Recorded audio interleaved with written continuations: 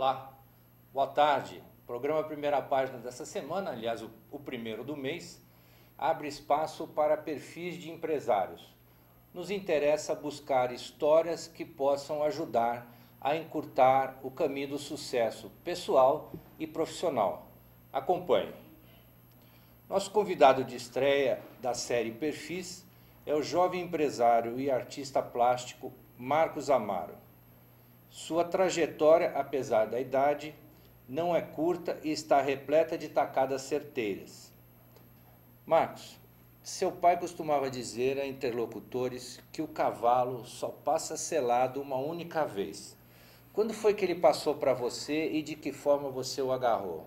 Poxa, Luiz, antes de mais nada, obrigado pela oportunidade de estar aqui presente. Poxa, é um prazer estar aqui com você, que a gente que se conhece há tantos anos, né? Então, eu fico muito feliz e com muita satisfação de estar aqui com você. Como você sabe, eu admiro bastante e gosto muito de você, né? A recíproca. Obrigado, meu querido.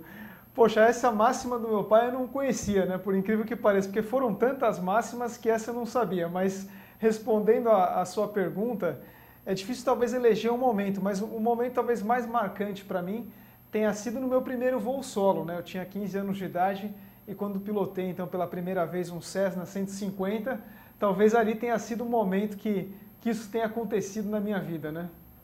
15 anos? Mas 15 anos. Sem brevet, né? Na surdina. Esse daí agora já pode falar que já prescreveu o tempo, né? Não tem problema. Mas teu pai estava do lado. Não estava, ao contrário, né? Na verdade foi o seguinte, estava na nossa fazenda que nós tínhamos lá no Paraguai, na verdade em Ponta Porã, no Brasil, divisa ali com o Paraguai, e entramos ali no avião, no Cessna 150, eu já tinha alguma experiência, e aí ele resolveu, depois de três toques e arremetidas, né? Ele resolveu sair do avião e falou, agora é sua vez de pilotar, né? Eu falei, pô, pai, mas aí eu posso quebrar esse avião, né? Eu não posso cair com esse avião. Ele falou, não, o máximo que vai acontecer é você quebrar o avião. Aí eu falei, então tá bom, vamos embora. Só que só para concluir a história, depois me deram um banho, tradicional banho de óleo, mas não tinha óleo de avião, tinha óleo de trator. Aí eu fiquei com o meu cabelo mais de um mês impregnado pelo óleo de trator. Você tem brevet? Você pilota hoje? Eu tinha brevet, só que eu não renovei mais as minhas licenças médicas. Então depois que eu me casei, a minha esposa literalmente cortou as minhas asas, né? Então agora não vou mais. Por medo, por medo, por receio. Olha, o comandante Rolim, fundador da TAM, Linhas Aéreas, é pai do Marcos e deixou o que a gente gostaria de saber, quais ensinamentos dele, porque eu trabalhei com o Rolim, eu tenho muito disso até hoje, e eu queria saber o que ele passou para você, que você traz até hoje no teu dia a dia de negócio, por exemplo. Nossa, poxa, Luiz, acho que muitas coisas, né? Eu me lembro, assim, de ir na TAM desde muito jovenzinho, e eu acompanhei, né? Você me via lá, inclusive, né? Eu me lembro muito bem de você lá, acompanhei, né, ele nessa trajetória mais gloriosa da TAM, talvez, né, nesses últimos 10 anos antes dele falecer. Então foram muitos ensinamentos, mas acho que basicamente aquele que me marcou mais talvez tenha sido o valor da humildade, né? Eu acho que eu continuo aprendendo na minha vida e crescendo porque eu procuro praticar o valor da humildade como um exercício na minha vida para renovar as minhas energias, e é o que me motiva em conhecer assuntos novos, em conversar com pessoas diferentes. Então a humildade certamente talvez tenha sido o valor supremo que ele tenha me deixado como um legado. E eu procuro hoje transmitir isso aos meus filhos, né? Acho que esse valor ele tem que ser repassado em diante, que é um valor muito rico para a humanidade, né? Bacana. Tem uma história engraçada com o Marcos. O pai dele estava dando entrevista para um jornalista de um veículo conhecido e estava com o Marcos pequenininho ainda no colo, penteando o cabelo dele, dando a entrevista, e o repórter já na fase final daquela conversa, se sentindo íntimo do comandante, vira-se para o comandante, comandante, é seu filho. O Rolim não perdeu as estribeiras, desculpe, é seu neto? E o Rolim muito calmamente falou, olha, deveria ser, mas é meu filho. Deve ter pensado outra coisa, né? Ele não perdia a piada, não perdia. Porra. Ao vender as ações e receber um dinheiro por isso, o que você fez de imediato, Marcos? Poxa, Luiz... Ações da TAM. Sim. Primeiro tive muita sorte porque eu não tive acesso a recursos muito cedo na minha vida, né? Eu tive muita sorte de de receber os recursos gradativamente, porque naquele momento, quando meu pai faleceu, a TAM estava financeiramente não numa situação muito boa, devido à complexidade da economia mundial. O preço do petróleo estava muito alto, o dólar estava muito alto, isso estava impactando muito os custos da companhia. Então a empresa estava com um prejuízo acumulado muito elevado.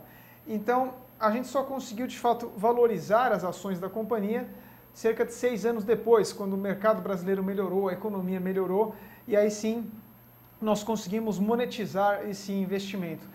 Então, eu tive a sorte de não ter recebido muito jovem recursos, o que me fez também gradativamente aprender sobre como administrar recursos.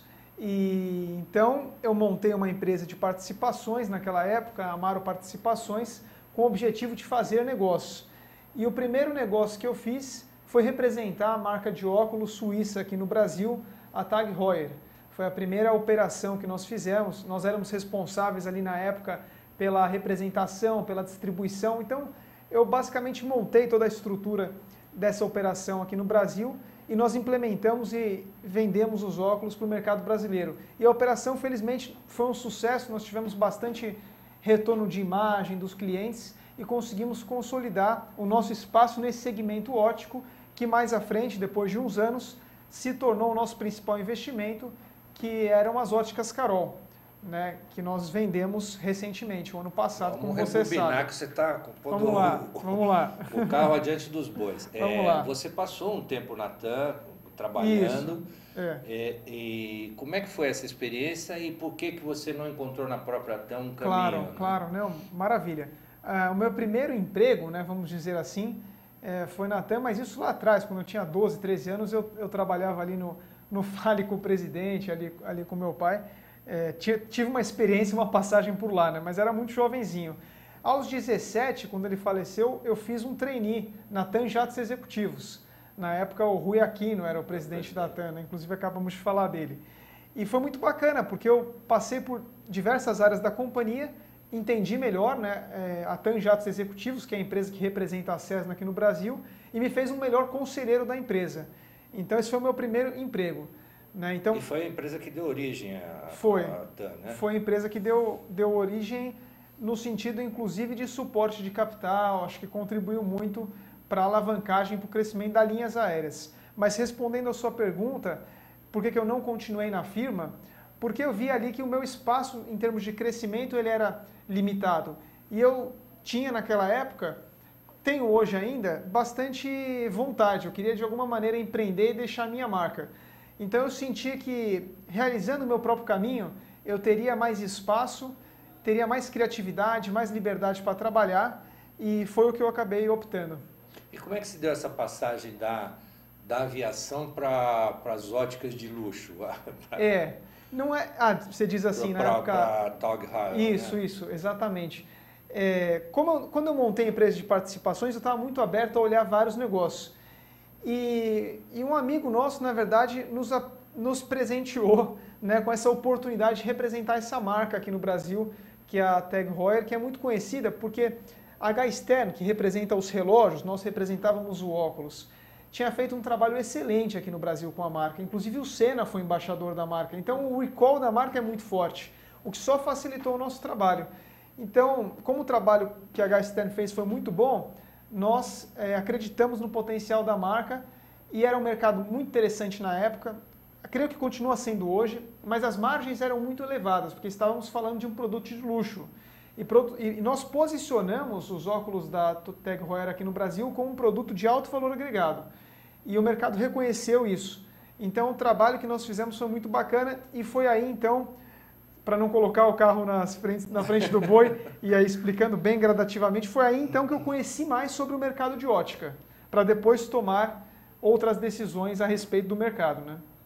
E quanto tempo você ficou com a Tag e dali para as óticas Carol, como é que foi esse pulo, essa transição? Bacana, Luiz. Ali eu vi que, como representante da Tag Heuer, nós não tínhamos muito espaço para crescer. Nós tínhamos uma operação muito redonda, mas as grandes representações hoje das marcas de óculos são dos italianos, né, da Luxótica, da Safilo, que são as grandes empresas.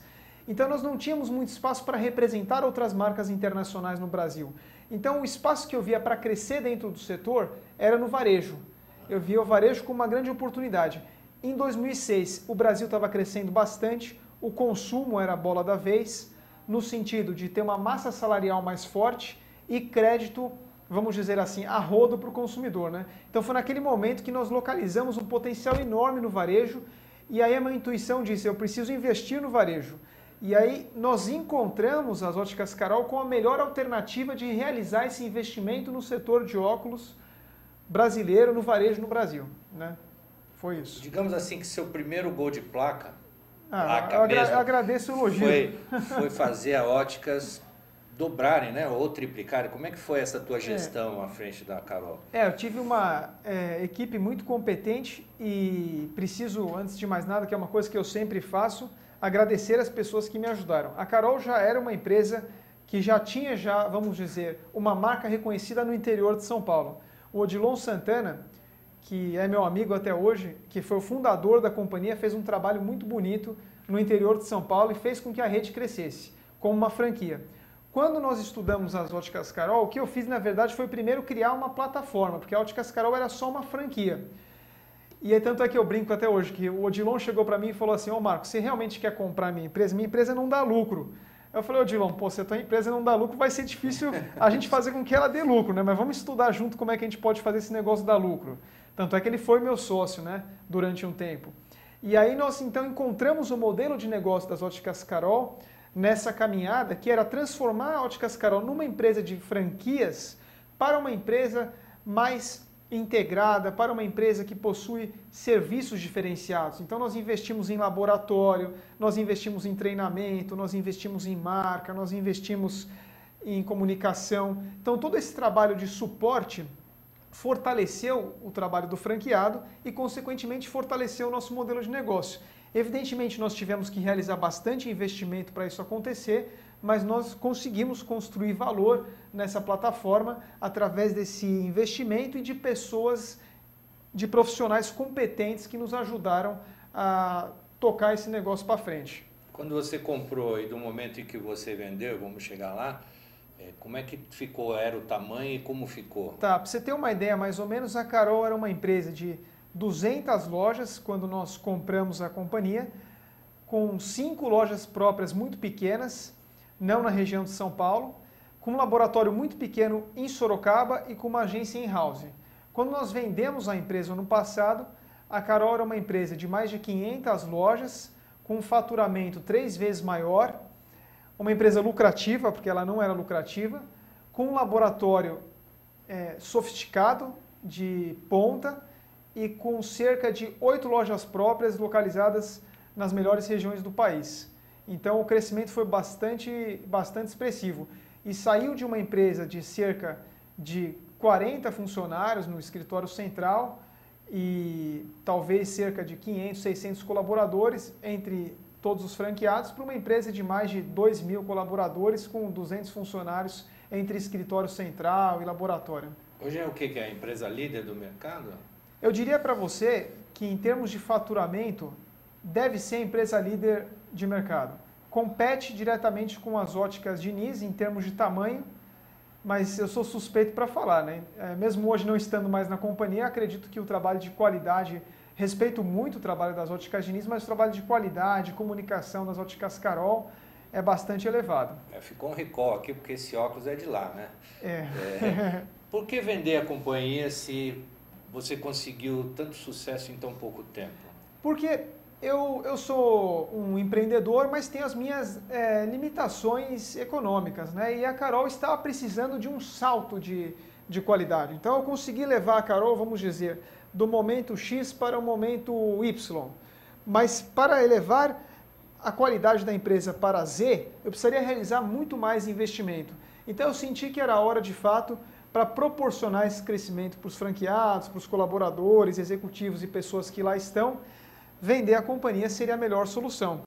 E foi um bom negócio, né, sem dúvida nenhuma. Então esses fatores todos contribuíram para essa resposta. Depois disso, parecia que você poria um bom dinheiro no bolso e viveria voando em céu de brigadeiro. Mas não foi isso que aconteceu. Você cumpriu um período sabático autoimposto ou te impuseram esse período sabático? Não, na verdade, assim, a combinação das duas coisas.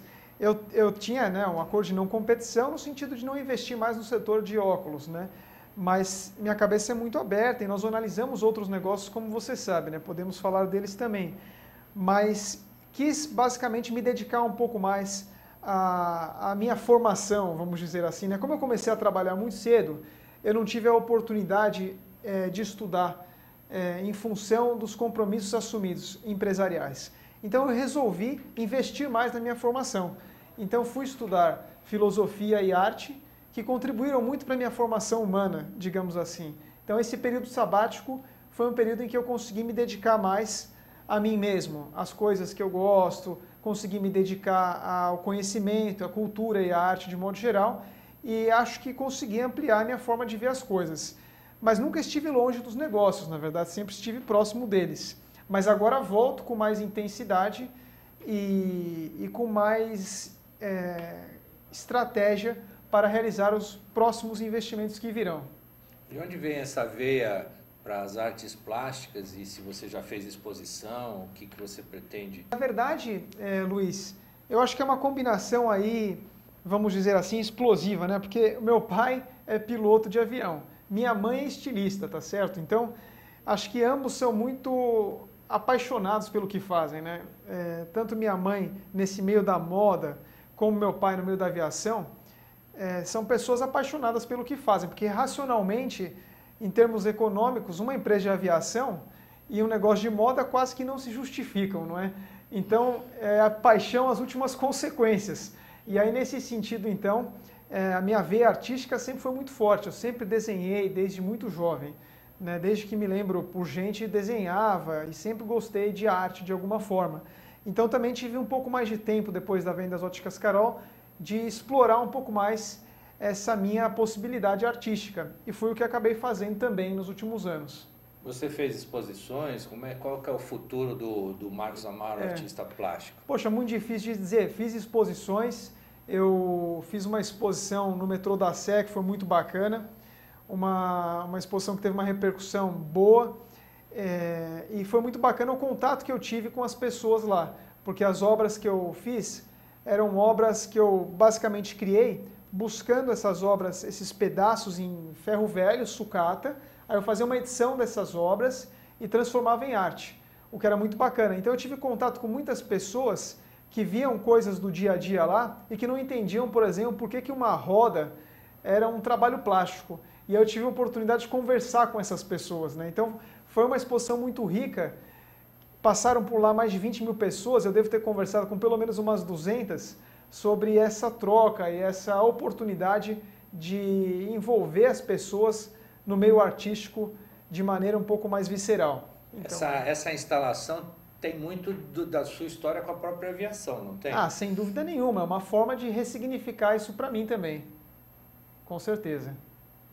Depois que você cumpriu esse período sabático, que foi até curto, né? Tem 1 ano e meio aí que você... Mais ou menos isso, você voltou aí com força no mundo dos negócios e investiu pesado no setor imobiliário corporativo. O que você vislumbrou nesse segmento? E explica mais detalhadamente esse segmento. Bacana, Luiz. Eu acredito bastante no Brasil, né? Antes de mais nada, mesmo nos períodos de crise aí que nós passamos, eu não vi a possibilidade do Brasil se tornar, como diziam, né, uma Venezuela, né, uma Bolívia, no sentido do modelo político-econômico, né? Acredito que as nossas instituições aqui no Brasil são muito fortes.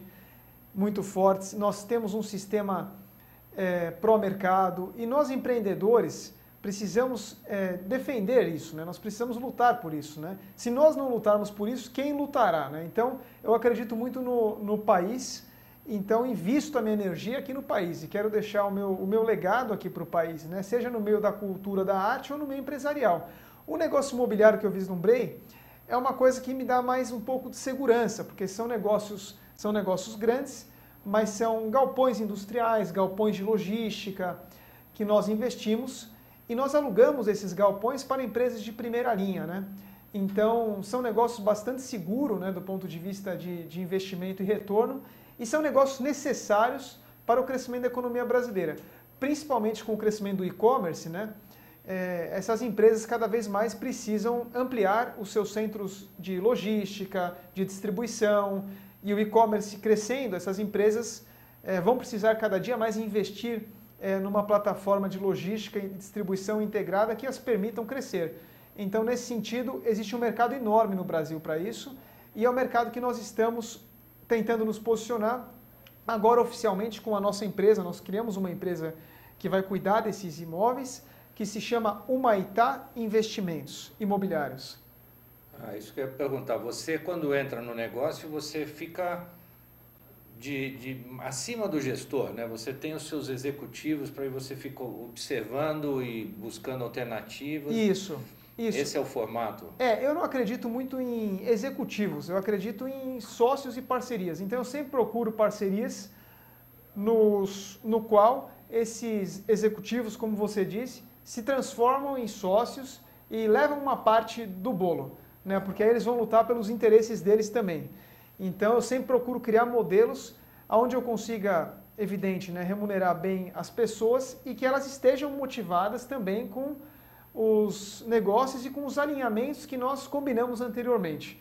Então eu sempre procuro criar modelos e parcerias dessa maneira, e eu, vamos dizer, invisto mais o meu tempo na parte estratégica, na parte de criação do modelo de negócio, do como investir, o que investir. Falando em estratégia, você continua olhando o mercado? Tem coisas mais por aí? Vem mais coisas? Estamos olhando o mercado constantemente e pretendemos nos posicionar, então, em dois segmentos. No consumo, que é um segmento que eu conheço um pouco, em função da experiência que tive nas óticas Carol, e pretendemos também nos posicionar em infraestrutura. E a infraestrutura considere imóveis, que é uma vertente que nós já nos posicionamos, e nós estamos agora estudando também a possibilidade de investir em energia, principalmente nesse momento que o Brasil precisa muito disso, né? É isso. É isso. Vamos brincar de lado B do business. Até porque ninguém é de ferro, não é isso? Claro, O que você faz quando não é empresário e artista plástico? Esporte, faço bastante esporte, corro, escalo, que ocupam uma parte importante do meu tempo, leio, fico com a minha família e com os amigos que eu gosto. Então vamos separar, esporte. Verdade que você vai correr maratona também? Vamos correr a maratona. Eu estava conversando com você, esse ano me inscrevi na maratona de Amsterdã, né? Quando que é? Vai ser em outubro. Estou treinando para isso, vamos chegar lá inteiro. 42 quilômetros, não é mole não. Mas a primeira maratona? Vai ser a primeira. E antes já correu corridas mais curtas? Já corri a meia, né? Que é bastante, 21 quilômetros. A meia já fiz algumas aí. Mas a maratona nunca corri, vai ser a primeira. E o que é isso? É um desafio pessoal? É uma provação? Não, isso é o seguinte, eu gostava muito de fumar charuto. Só que eu desenvolvi uma reação alérgica no meu pulmão e eu não posso mais fumar charuto, essa é a verdade. Eu fico até constrangido de falar para meus amigos que fumam charuto que eu não posso fumar, né? Não só não fumar, como não ficar no ambiente que... Puta, é verdade. Então, eu adoro charuto, assim, eu fui para Cuba, eu gosto muito. Então, eu não posso, é uma frustração que eu tenho não fumar mais charuto, né? Em função da saúde. Eu falei, como é que eu vou substituir isso? E a corrida, ela me traz um estímulo positivo, né, em relação a isso, porque ela melhora a minha respiração. Então, na verdade, tem mais a ver com saúde e com o desafio pessoal de fazer a maratona, no sentido de cumprir a prova. Vai ser isso. E família? Você tem um filho, né? Tenho um moleque, estou bem feliz aí nessa fase da minha vida. Quantos anos? Tem 5 anos. 5 anos. 5 anos, E está ensinando ele já os negócios ou só correr por enquanto? Não, deixa ele tranquilo, está com a cabeça aberta, brincando. Quais são os outros negócios que você tem interesse e no mundo corporativo? Eu sei que a V2 é um deles. O que é a V2? A V2 é uma empresa de investimentos na qual, por exemplo, eu tenho um sócio, né? Esse sócio, que é o Vitor, ele toca essa empresa e nós temos basicamente ali na V2 um modelo de gestão de recursos financeiros. Então nós temos fundos nos quais nós investimos em diferentes estratégias, ações, renda fixa, juros, câmbio, crédito, e nós investimos em fundos de terceiro. Então o que nós fazemos? Nós selecionamos os melhores fundos da indústria, né? Claro, modéstia à parte, nós fazemos um trabalho com bastante rigorosidade e diligência, e nós selecionamos esses fundos e nós também comercializamos esses fundos, ou seja, nós temos outros clientes e investidores que investem conosco nesses fundos com busca na preservação de capital no tempo. Então a V2 é uma empresa que se preocupa com a preservação de capital e realizar os melhores investimentos, apresentando taxas de retorno consideráveis para as pessoas que buscam investir o seu dinheiro. E fugir da bolsa? Nesse momento é uma discussão boa, né, falar de bolsa, mas nós investimos em bolsa. Né, eu acho que tudo é o quanto você vai investir, né? Então, assim, é óbvio, por exemplo, você perguntar agora se eu investiria na bolsa, é muito difícil você falar qual que é o melhor momento de investir na bolsa. Mas agora está baixa. Então, mas pode ficar pior. Não, a gente não tem bola de cristal, pode piorar, pode piorar. Mas isso não significa que não volte. Se você acredita no longo prazo, no Brasil, que é meu caso, a bolsa é um excelente investimento. Só que você não tem que ter pressa para resgatar o dinheiro, porque se você tiver pressa para resgatar, investir na baixa e as ações caírem, você vai perder seu dinheiro, tá certo? Realizar prejuízo. O ideal é reservar uma parte do bolo para investir, ficar tranquilo com aquilo e ir embora. A conta que eu faço é a seguinte, até boa, uma sugestão. Me ensina isso. É legal, você fala assim, poxa, qual é a minha expectativa de vida? Não sei, qual que é a tua expectativa de vida? Não é muito maior que a sua, não, mas, 80 anos, 90? Vamos lá, 20 anos, vai. Mas, tá, então, mais 20, tá bom. Mas, mas acho que você vive mais, vamos falar 80? 80. Então você tem 20 anos. Então vamos falar que você poderia investir hoje 20% dos seus negócios em bolsa. Eu sempre faço, por exemplo, a pessoa que tem, vamos dizer, 20 anos e acha que vai morrer com 80, a diferença é 60. Então ela pode colocar 60% do patrimônio dela em bolsa. Porque ela pode recuperar no tempo, entendeu? Agora você tem menos tempo para recuperar. Então não pode ser mais que 20%, entendeu? Essa é a conta que eu gosto de fazer. E não pode ter medo também, né? Não, né? Mas aí você não sai de casa, né? Você costuma ajudar os jovens empresários, jovens talentosos aí no mundo dos negócios? Poxa, Luiz, eu procuro conversar com muitas pessoas. Eu gosto de dar palestras, falar com jovens.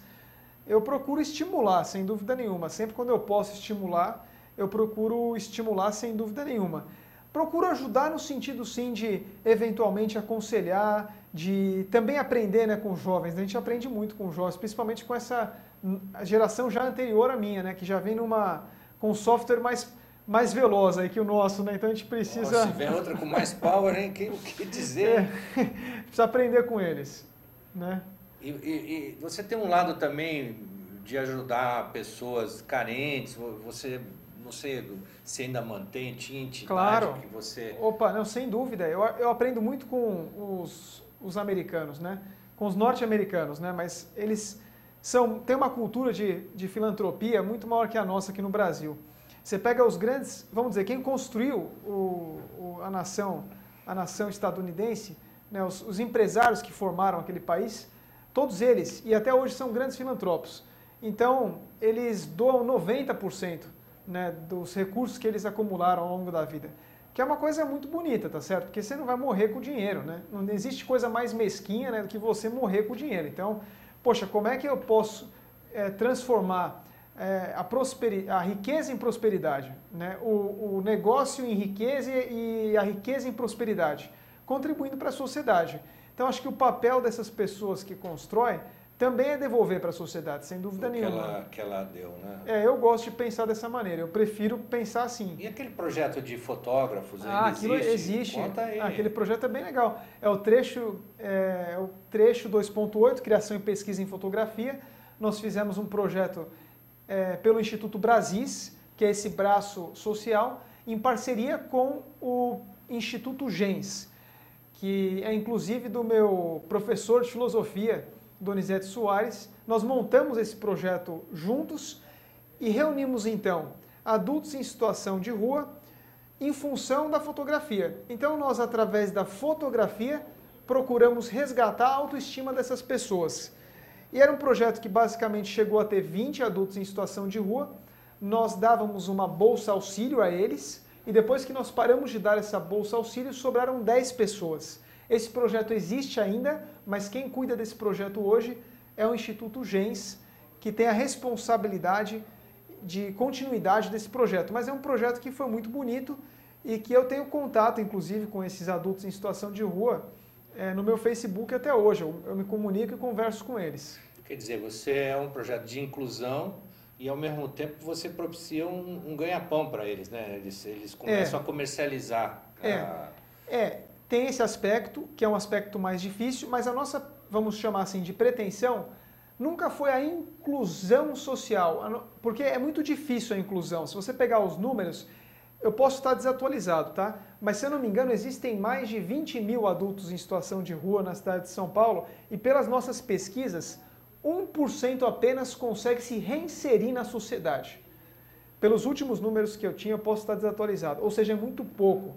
Então, como é que você pode trabalhar no sentido de ajudar essas pessoas, né?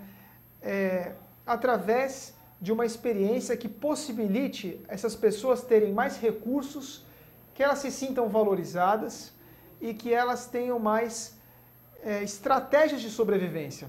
Então a nossa ideia era criar mais estratégias de sobrevivência para essa pessoa através de ampliação do vocabulário, através da arte, né, da beleza, né, da dignidade. Então nós trabalhávamos mais com esse aspecto subjetivo do ser humano. Foi um projeto muito audacioso, complexo e difícil, sem dúvida nenhuma. Você está olhando outras oportunidades para fazer projetos semelhantes? Nesse momento eu não estou engajado pessoalmente em desenvolver projetos, mas eu contribuo constantemente com iniciativas de pessoas que me procuram e que eu tenho uma relação de afinidade com a causa. Eu sempre estou aberto a considerar essa parte social como algo relevante na minha vida.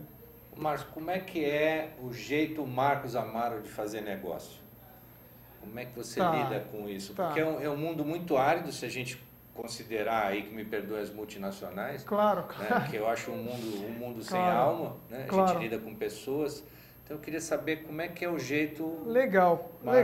De lidar com isso. Eu agradeço a pergunta e inclusive considero ela muito relevante, porque na verdade o que eu procuro fazer é negócios com pessoas do bem. Né? Assim, a primeira coisa que eu busco são pessoas honestas. Né? Nos Estados Unidos chamam isso de fair play, mas o fair play nos Estados Unidos é quase que uma coisa sine qua non para fazer negócio. Infelizmente no Brasil não é assim, você sabe. Fair play no Brasil é raro de encontrar. Então eu considero o filtro do fair play como o número 1. Então se eu tenho empatia com a pessoa e sinto que dá liga, no sentido das pessoas ser uma pessoa honesta, já é 50% do negócio. 50%. É bastante. É bastante. Aí os outros 50%, né, como você, por exemplo, né, a gente faz negócio, acho que muito em função da empatia que a gente tem, né, aqui um pelo outro e confiança. Porque se não tiver confiança, mela, né? E, pô, depois que melou a confiança uma vez, é difícil resgatar, né? Você pode até, né? Construir imagem leva uma eternidade, destruir é desastrado. Então é 50% confiança. Mas aí depois que eu acho que pré-requisito básico a pessoa tem que ser preparada, tem que ter domínio técnico, tem que ter conhecimento e propriedade naquilo que ela está fazendo. Então eu procuro também deixar as pessoas muito à vontade, no sentido delas trabalharem. Então eu descentralizo centralizando, que é o seguinte: eu tenho os meus objetivos pessoais, eu tenho as minhas estratégias, eu sei onde eu quero chegar. Então, vamos dizer, eu troco com as pessoas essa moeda. Então eu dou a oportunidade das pessoas crescerem dentro daquilo que elas são boas e querem, e ao mesmo tempo também procuro fazer com que os meus interesses se componham com o interesse dessas pessoas. Eu não coloco os meus interesses acima dos interesses dos outros. Eu não faço isso. Então é uma maneira que eu consigo trabalhar e que me traz satisfação e retorno dessas pessoas. Olha, todas as pessoas que eu trabalhei, falo isso inclusive publicamente, eu não tenho um problema com as pessoas que eu trabalhei. Se tiver algum, por favor, me manda um e-mail. Porque eu procuro falar com todas as pessoas, inclusive sobre os problemas, e uso a moeda da sinceridade. Pô, quando eu não posso fazer um negócio, eu falo. Eu não tenho medo de falar não, como também não tenho medo de falar sim. Eu procuro deixar claro quando eu não posso e deixar claro quando eu posso. Acho que é a melhor forma de você renovar a relação de respeito e de admiração com a pessoa ao longo do tempo, né? Dentro dessa tua filosofia, você já se frustrou E já teve prejuízos financeiros com essa postura? Puta, eu me frustrei, mas muito mais nas minhas relações de amizade pessoal do que nos meus negócios, pô. Olha, nos meus negócios eu posso dizer que eu não me frustrei, porque, puta, eu, graças a Deus, tive a sorte de ter pessoas muito especiais do meu lado, e mesmo as pessoas que, de alguma forma, eu tive algum problema, a gente conseguiu reverter o quadro. Já nas relações de amizade são muito mais complexas, né? São, né? Porque aí começa a ser mais do que parente, né? É isso, é. O comandante Rolim dizia que negócio tem que ser bom para os dois lados. Não importa se um está ganhando mais que o outro, mas tem que ser claro esse negócio, né? Isso daí é uma arte. Por isso que não foge muito, né? Acho que arte e empreendedorismo são duas coisas que se conversam. Marcos, o que mais esperar da vida aos 30 anos? Está fazendo 30 anos? Já 30 anos. Não, eu tenho muitos desejos, muitas vontades. Eu estou só começando. Né? Acho que agora que estou entrando no oceano, digamos assim. Né? Acho que antes dos meus 30, eu estava saindo assim da beira da praia. Né? Agora eu estou começando a entrar no oceano. Né? Então, acho que é momento agora de realizar os grandes negócios e de acreditar no Brasil e de assumir riscos.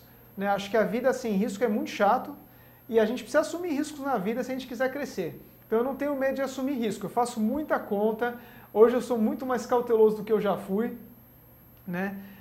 Por exemplo, Óticas Carol foi total feeling. Os meus analistas na época todos disseram, não compra a empresa. O próprio dono da empresa falou, não compra que não dá lucro, pô.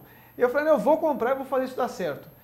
Fiz dar certo, me deu trabalho, tive que acordar algumas noites de madrugada, mas fiz com muito esforço e com um time muito bom. Agora, eu quero fazer negócios, talvez, com um risco, vamos dizer, menor do que o risco que eu assumi lá atrás, porque na época foi um risco muito grande para mim. Quero ter um pouco mais controle das variáveis dos riscos, mas quero continuar arriscando e acreditando no Brasil. Né? Para se investir como você, tem que variar as cestas e colocar quantos por cento do capital aí para ter segurança e não ficar no risco? Luiz, esse é muito difícil falar. Esse é um dilema que eu tenho na minha cabeça, porque eu gosto muito de você, por exemplo, quando eu era acionista, controlador das Óticas Carol, apesar de eu ter risco, eu tinha todas as variáveis do negócio. Então eu controlava aquele risco, né? Por incrível que pareça. Apesar de representar muito das coisas que eu tenho, a Carol na época era um desafio e tanto, mas eu controlava, eu gerenciava os riscos e as pessoas que estavam ali me ajudando. Agora, quando você pulveriza muito, você corre a chance também, não é? De você, inclusive, aumentar o seu risco. Então, você tem que saber também diversificar. A V2 Investimentos, que é a empresa que a gente procura diversificar, é uma empresa que procura ter inteligência na diversificação. Mas é evidente que eu quero, ao longo do tempo, também poder aumentar a minha parcela de concentração nas coisas que eu conheço. Então, nisso que eu te falei, consumo e infraestrutura, que são coisas que o Brasil precisa, eu quero me posicionar nessas duas áreas. E aí eu estou disposto a aumentar o meu risco nessas duas áreas, de modo que eu conheça as variáveis, que eu procure também fazer a lição de casa e estudar. Né? O objetivo é esse. Afinal, nós somos 200 milhões, né? É um tremendo no mercado, né? Seja lá qual for o produto. Não, sem dúvida. E o Brasil carece, como você sabe bem, de infraestrutura. O consumo foi a bola da vez, né, nos últimos 10 anos, agora um pouco menos, né, estamos entrando num período de pouco crescimento, mas eu acredito, pelo menos nas minhas projeções, que em 2017, 2018, o governo fazendo a lição de casa, esse consumo ele deve voltar a crescer. Eu diria assim para você perguntar qual é a minha projeção pessoal, que vai crescer 60% do que cresceu. Não vai crescer como cresceu, porque cresceu muito, o Brasil mudou o patamar. Eu não acho que venha um crescimento daquele mais. Acho que aquele é once in a life, a não ser que aconteça alguma outra coisa no país. Então eu consideraria assim uma retomada, mais ou menos assim, de 60% do que foi daqui a uns 2, 3 anos. Então eu quero me posicionar para esse momento, porque o momento de fazer negócio é agora. Existem muitas oportunidades no mercado e nós estamos abertos a essas oportunidades, estudando. Mas, para encerrar, uma pergunta até um tanto curiosa. Para o cidadão comum, né, a lógica é assim, pô, eu vou ganhar algum dinheiro e se eu puder levar a vida doidado, eu vou levar. O que te fez empreender e não ficar no bem bom? É fácil. A educação? O que foi? O tédio. Pô, tem coisa mais chata. Eu não sei, ó, juro por Deus. Fala assim, meu sonho é ir para uma praia. Você vai pra praia, você fica sentado lá. Uma semana depois não tem o que fazer, pô. Mas não tem o que fazer, pô. E chega uma hora na vida também que não é mais o dinheiro que conta. Porque o sujeito que tem, vamos dizer, 10 milhões, 100 milhões, ou o cara aí mais rico do mundo, que tenha, sei lá, 1 bi, 50 bi, mas que diferença faz na vida do cara? Não dá para usar 2 relógios ao mesmo tempo. Não dá para guiar 2 carros ao mesmo tempo. Então a vida fica muito limitada, tá certo? Então o desafio de poder construir coisas novas e assumir risco é o que me motiva e que deve motivar muitas pessoas. É isso que eu ia perguntar, deve ser isso que motiva esses certeza. Grandes empresários trilhardários, né? As grandes fortunas do mundo. Certeza. Pô, grande lição de vida, eu queria agradecer e deixar as portas abertas assim que o Marcos fizer o próximo negócio, venha contar pra gente, quem sabe aprendemos mais um pouco. Uma boa semana a todos.